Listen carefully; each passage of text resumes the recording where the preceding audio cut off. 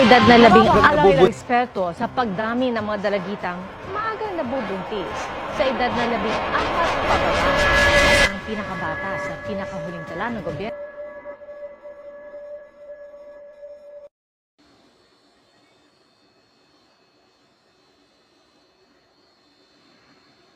My name is Elsie Salcedo and I'm 17 years old.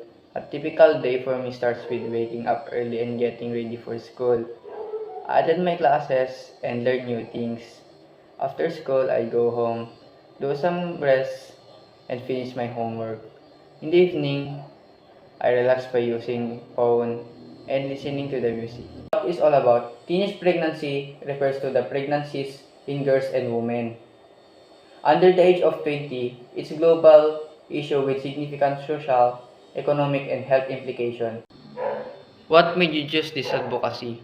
I chose this advocacy because teenage pregnancy can lead to many negative outcomes, such as limited educational opportunities, poverty, and health risks from both mother and daughter. Why is your chosen advocacy important to you? This advocacy important to me because teenage pregnancy is a big problem for many young people.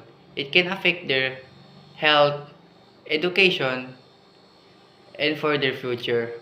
Why is it important that other people should know about your advocacy?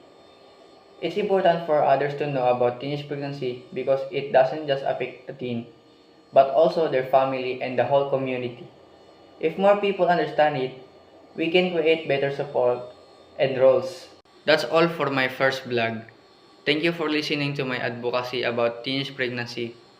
In my next video, I'll show you what did I do to support this cause.